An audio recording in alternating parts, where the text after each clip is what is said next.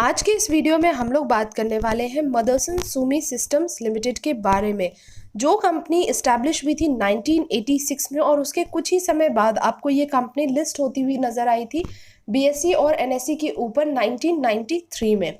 यहाँ से बात करें इनके जो बिजनेस पोर्टफोलियो हैं उसके बारे में, तो ये मेनली आपको जितने कंपोनेंट्स होते हैं आपके ऑटोमोटिव सेक्टर्स के वो बनाते हुए नज़र आते हैं। जैसे कि ये डिज़ाइन करते हैं, आपके मैन्युफैक्चर करते हैं और सप्लाई करते हैं आपके वायरिंग हार्नेस सिस्टम, जितने भी आपके डोमेस्टिक कस्टमर्स हैं इंडिया में अक्रॉस वेरियस सेगमेंट, जैसे कि आपके पैसेंजर कार्स हो गए, कमर्शियल व्हीकल्स हैं, चाहे वो आपके मोटरसाइकिल या टू व्हीलर सेगमेंट हो, इन सब के लिए। नेक्स्ट यहाँ देखें तो कुछ इनके सब्सिडरीज हैं और जॉइंट वेंचर हैं जो कि मिलके आपके one of the leading manufacturer के तौर पे काम करते हुए नजर आएंगे आपको ऑटोमोटिव वायरिंग हार्नेस में। साथ ही साथ जो मिरर्स आते हैं पैसेंजर कार के लिए वो बनाते हैं और ये लीडिंग सप्लायर रहे हैं आपके जितने भी प्लास्टिक कंपोनेंट्स हैं या फिर मॉड्यूल्स हैं ऑटोमोटिव इंडस्ट्री के। साथ ही साथ ये कंपनी आपको एक्सपोर्ट करते हुए नजर आएंगे harness to OEM in Japan, Europe और साथ ही साथ टियर 1 ओईएम सप्लायर्स के तौर पे भी आपको काम करते हुए नजर आ रहे हैं, इंक्लूडिंग कंपनीज जितने भी सब्सिडरीज हैं फॉर मिरर बिजनेस। तो यहाँ से आई थिंक आपको इनके जो बिजनेस मॉडल है वो समझ आए होंगे। प्रोडक्ट की बात करें, जो प्रोडक्ट्स ये आपको प्रोवाइड करते हुए नजर आ रहे हैं, तो उनमें से आपने वायरिंग हार्नेस के बारे में सुना ही है, वहीं आपके विजन सिस्टम्स हो गए, मॉड्यूलर एंड पॉलीमर प्रोडक्ट्स हैं, प्रिसाइजन मेटल्स एंड मॉड्यूल्स हैं। The next one is technology and industrial solutions, कुछ आपके लॉजिस्टिक सॉल्यूशंस में भी प्रोवाइड करते हुए नजर आएंगे, एरोस्पेस हो गए, लाइटिंग एंड इलेक्ट्रॉनिक्स के साथ साथ हेल्थ एंड मेडिकल पे भी आपको इनके फोकस नज़र आ रहे हैं।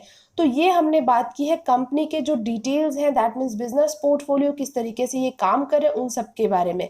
बाकी जो डिटेल्स हैं इनके और भी फंडामेंटल और टेक्निकल, तो उसके लिए आपको बने रहना पड़ेगा वीडियो में आखिरी तक, क्योंकि हम हर एक पैरामीटर को थोड़े डिटेल में जानने की कोशिश ज़रूर करेंगे।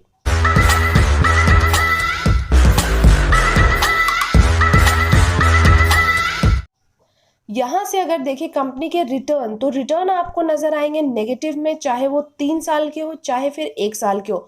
2 साल में कंपनी ने काफ़ी अच्छा खासा परफॉर्म किया था, 54% के आसपास का आपको रिटर्न भी दिया है इस कंपनी ने। बट आपको इस 1 साल में ये कंपनी के जो शेयर रहे हैं उस तरीके से आपको चलते हुए नज़र नहीं आए हैं, जिसके वजह से आपको यहाँ पे जो रिटर्न है वो नेगेटिव में नज़र आ रहे हैं।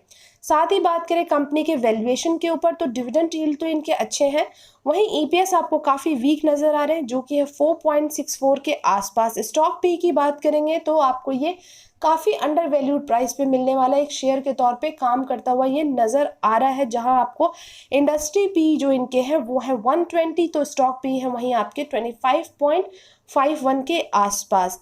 The next one is analyst estimate, तो यहाँ पर जो मोस्टली एनालिस्ट हैं, दैट मीन 71% एनालिस्ट फिलहाल आपको रिकमेंडेशन दे रहे हैं कि आपको यहाँ से बाय करना चाहिए। यहाँ से आपके लिए काफ़ी एक बेहतरीन मौका है। जिस तरीके से हमने रिटर्न देखे हैं, जिसकी वजह से एक चीज़ तो थोड़ी सी हमें क्लियर समझ आ रही है कि कहीं ना कहीं ये शेयर आपको डिस्काउंटेड प्राइस पे मिलने वाला एक शेयर है, जहां से अगर आप चाहते हैं अपने लिए इन्वेस्टमेंट करना तो यहाँ से आपको ये चीज़ आप कनेक्ट कर पाएंगे जिस तरीके से आपको एनालिस्ट यहाँ रिकमेंडेशन दे रहे हैं उसके बेसिस पे। बाकी आपको वैसे भी रिसर्च और एनालिसिस करने के बाद अपने फिनेंशियल एडवाइजर से कनेक्ट करना, उसके बाद ही आपको किसी भी शेयर में आगे जाना है। वहीं बात करें जो 21% आपके एनालिस्ट हैं, उनका ये कहना है कि अगर आपने ऑलरेडी इन्वेस्टमेंट किए हैं तो फिलहाल आपको यहाँ पे होल्ड करने की ज़रूरत है। बाकी 8% आपको यही सलाह दे रहे हैं कि यहाँ से आपको सेल करके अपने जो पोजीशन है उनसे आपको निकल जाना चाहिए। वहीं अगर हम लोग डेट की बात करें कंपनी के ऊपर, तो यहाँ आपको नजर आएंगे 4780 करोड़ के आसपास कंपनी के ऊपर आपको डेट भी नजर आए हैं। कैश फ्लो की बात करें तो 255.6 करोड़ के आसपास 60 करोड़ के आसपास इनके पास कैश फ्लो अवेलेबल है। तो आज इस कंपनी के बारे में इसलिए हम लोग डिस्कस करें जिस तरीके से आपको वैल्यूएशन वगैरह जो है वो आपको वीक नज़र आ रहे थे, जिसके वजह से अगर हम लोग देखें तो यहाँ पे एक चीज़ ये है कि क्योंकि बहुत सारे लोग ऑलरेडी इसमें आपको काफ़ी ऊपर के लेवल पे फंसे हुए नज़र आ रहे होंगे, जहाँ से उनको मुश्किल हो रही होगी कि करना क्या चाहिए शेयर में आगे के लिए। तो इस वजह से आज का वीडियो उन सभी के लिए है, ताकि जो चीज़ें हैं उनके माइंड में वो थोड़ी सी एक सिंपल तरीके से उनको समझ आ जाए और अपने जो डिसीजंस हैं वो ज़्यादा बेहतरीन तरीके से वो लोग बना पाए। साथ ही बात करेंगे क्वार्टरली रिजल्ट्स के ऊपर। तो बाकी जो चीज़ें हमने देखी है उसके बाद यहाँ पे सबसे पहले देखते हैं कंपनी वैसे परफॉर्म कैसा कर रही है। सेल्स के बारे में बात करेंगे तो यहाँ पर आपके जो नंबर्स हैं इस क्वार्टर के दिसंबर 21 के, यहाँ पर आपको पिछले क्वार्टर से तो नंबर बढ़ते हुए नज़र आए हैं सेल्स के, बट उसके पहले के जितने क्वार्टर्स रहे हैं उनके ऊपर अगर आप नज़र डालते तो उनसे भी अभी भी कहीं ना कहीं इनके सेल्स के नंबर में आपको गिरावट देखने को मिल ही रहे हैं, क्योंकि जो सेल्स के नंबर है 16,118 करोड़ के आसपास है, जबकि जो पिछले नंबर्स रहे हैं मार्च 21 की बात करें, चाहे फिर हम लोग जो जून 21 की बात करें, तो इनसे फिर भी इनके सेल्स के नंबर आपको ज़्यादा ही कहीं ना कहीं दिखाई दे रहे थे। साथ ही सितंबर 21 के क्वार्टर में कंपनी के जो सेल्स के नंबर है उनमें ज़्यादा गिरावट आपको नज़र आ रही होगी।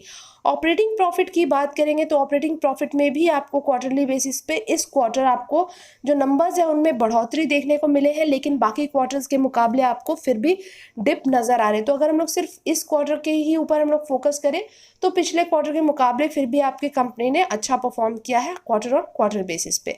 वहीं अगर ईयरली बेसिस की बात करेंगे तो ईयर ऑन ईयर बेसिस पे आपको मार्च 2019 के जो नंबर रहे हैं वहाँ से आपको इसमें गिरावट देखने को मिल रहे हैं सेल्स के नंबर में, चाहे फिर हम लोग बात करते हैं यहाँ पे आपके ऑपरेटिंग प्रॉफिट के नंबर में, चाहे फिर हम लोग बात करें नेट प्रॉफिट के नंबर में। तो आपको लगातार यहाँ पे 2 साल से इनके नंबर में गिरावट देखने को मिले हैं। साथ ही बात करेंगे sales and profit growth percentage, तो बेशक आपको जिस तरीके से इनके ईयरली एंड क्वार्टरली नंबर्स देखने को मिले थे उसी तरीके से आपको यहाँ पे सेम चीज़ें नज़र आएंगी, जैसे कि sales and profit growth percentage जो है वो आपको और ज़्यादा डिक्लाइन में जाते हुए नज़र आ रहे हैं इस एक साल में।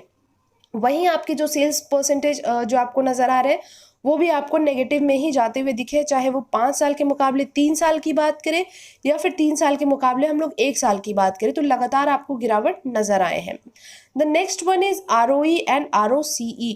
तो यहाँ पर भी आपको जो नंबर्स हैं उनमें आपको वीकनेस देखने को मिल रहा है, चाहे हम लोग पिछले 5 साल की बात करें या फिर 1 साल की बात करें। भले ही आपको नंबर में फ्लक्चुएशंस नज़र आए, बट फिर भी कभी भी इनके जो ROE है या ROCE परसेंटेज है वो हम स्ट्रॉन्ग नहीं कह सकते थे, स्ट्रॉन्ग इनफ नहीं थे। आपको कहीं ना कहीं ये ठीक ठाक से ही हम कंसीडर कर सकते थे, और उस ठीक ठाक से आपको और अभी ये नंबर्स जो है वो गिरते हुए ही नज़र आए हैं। नेक्स्ट बात करें शेयर होल्डिंग पैटर्न्स के ऊपर, तो यहाँ पर आपको बिग प्लेयर्स भी नज़र आ रहे हैं, जैसे कि FIS एंड जो DIS रहे हैं उनके पास आपको 10% के आसपास की होल्डिंग्स नज़र आएंगी। वहीं पे पब्लिक के पास 12% की होल्डिंग है। तो प्रमोटर्स की बात करेंगे तो most of the holdings promoters के पास है, जो कि 68% के आसपास। और साथ ही साथ एक और चीज़ यहाँ पे है कि प्रमोटर्स के ऊपर आपको प्लेजिंग नज़र आ रहे हैं, जो कि 3.78% के आसपास। तो यहाँ पर एक और चीज़ थोड़ी सी वीकनेस ये भी है कि आपको प्रमोटर्स के ऊपर भी प्लेजिंग दिखाई दे रहे हैं, जहाँ इनके ऊपर डेट भी था, बाकी चीज़ें थी। तो यहाँ पे जो हमने फंडामेंटल के ऊपर बातें की है उन सब में आपको जो है एक वीकनेस कहीं ना कहीं दिखाई दे रहा है। बहुत बेहतरीन कंपनी तो हम नहीं कहेंगे, बट उसके बावजूद जब हम लोग चार्ट के ऊपर डिस्कस करेंगे तब हम लोग देखेंगे कि चार्ट के ऊपर किस तरीके से परफॉर्म किया है इस कंपनी ने, जो कि 2 साल में आपको फिर भी जो परसेंटेज वाइज जो रिटर्न रहे थे वो फिर भी आपको अच्छे देखने को मिले थे। अब जहाँ हम लोग बात करें DIS के 10% की सॉरी, तो यहाँ पर भी DIS के 4 म्यूचुअल फंड है जो यहाँ इन्वेस्टमेंट करते हुए नजर आ रहे हैं। 2 हैं आपके एक्सिस के तरफ से, तो जो फर्स्ट है वो है आपके axis long term equity direct plan growth, जिनके 2.06% के आसपास इन्वेस्टमेंट है। जो सेकंड वन है वो है आपके axis focused 25 direct plan growth, जो है 2.02% के आसपास इन्वेस्टमेंट के साथ। वहीं जो आपके थर्ड है वो है DSP फ्लेक्सी कैप फंड 1.47% के साथ इन्वेस्टमेंट करते हुए दिखे। और जो लास्ट है वो है आपके सुंदरम फोकस्ड फंड, जिनके 1.40% के आसपास यहाँ इन्वेस्टमेंट नजर आए हैं। तो ये रहे आपके 4 म्यूचुअल फंड। अब बात कर लेते हैं यहाँ पर हम लोग चार्ट के ऊपर। चार्ट पे डिस्कशन से पहले अगर आप हमारे चैनल पे नए हैं, चैनल को सब्सक्राइब भी ज़रूर करें, क्योंकि ऐसे ही नंबर्स ऑफ वीडियोस आपके लिए लेके आते हैं डेली बेसिस पे, जो कि आपके लिए काफ़ी ज़्यादा बेनिफिशियल आपके लिए साबित होते हैं। साथ ही साथ अगर हम लोग ये देखें कि अभी तक आपने हमारे जो चैनल के रिकमेंडेशंस वगैरह के लिए आपने बेल आइकन को अभी तक प्रेस नहीं किया, तो वो भी कर लीजिए, ताकि टाइम टू टाइम आपके पास नोटिफिकेशन पहुंचते रहे। अब बात करते हैं 1 वीक के टाइम फ्रेम पे इसके चार्ट के ऊपर। तो यहाँ आप देखेंगे कि आपके 2020 के बाद आपको यहाँ पे जो आपके 50 रुपीज़ के प्राइस से ये शेयर आपको 300 के प्राइस पे ट्रेड करता हुआ नजर आ रहा था। और आज के दिन की बात करें ये आपको 118 रुपीज़ के प्राइस पे ट्रेड करता हुआ दिख रहा है। तो काफ़ी लंबे समय से आपको इसमें प्रॉफिट बुकिंग दिखाई दे रही है। तो जो लोग ऊपर के लेवल पे फंसे हुए हैं उनके लिए अभी यही हो सकता है कि आप चाहें तो आप एक्यूमुलेशन करके यहाँ पे थोड़ी सी एवरेजिंग करके आप अपने जो लॉसेस हैं उनको थोड़ा सा आप कम कर सकते हैं, क्योंकि यहाँ पे हर एक टाइम फ्रेम हर एक आपके जो वीकली ईएमए है उसके नीचे आपको ये शेयर जाता हुआ नज़र आया है।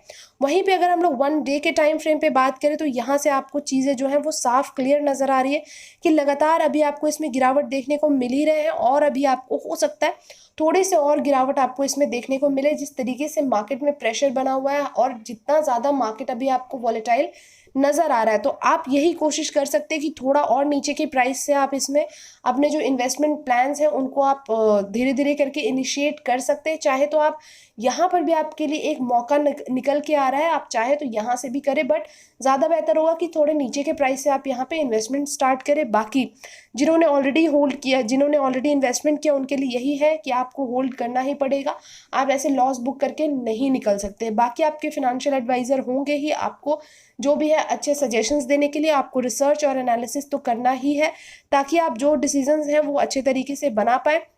आगे आने वाले टाइम में जो शेयर है ये आपको ऊपर जाता हुआ नज़र आ सकता है, बट यही है कि थोड़ा आपको पेशेंस रखना पड़ेगा। जिस तरीके से आपको ये शेयर के जो बाकी चीज़ें हैं, जो फंडामेंटल्स है, टेक्निकल बेसिस पे ये शेयर आपको थोड़ा भागता हुआ नज़र आया था 2020 से जो हमने देखी है चीज़ें उसमें आपको। लेकिन अगर आप ऊपर के प्राइस पे फंसे हुए तो ये नहीं कि निराश होकर यहाँ से लॉस बुक कर ले, थोड़ा सा आपको पेशेंस तो फिर भी रखना ही पड़ेगा। स्टिल अगर आपको कोई डाउट लगता है इस शेयर के बारे में या फिर हमारे कोई और वीडियो से रिलेटेड कुछ और आपको पूछना है, आप हमारे कमेंट बॉक्स में पूछ सकते हैं। साथ ही साथ हमारे जो वीडियो है अगर आपको अच्छा लगा है तो प्लीज़ इसको लाइक एंड शेयर ज़रूर करें अपने फैमिली एंड फ्रेंड्स के साथ। बाकी मिलेंगे आपसे नेक्स्ट वीडियो में बहुत ही जल्द, तब तक के लिए thank you and take care.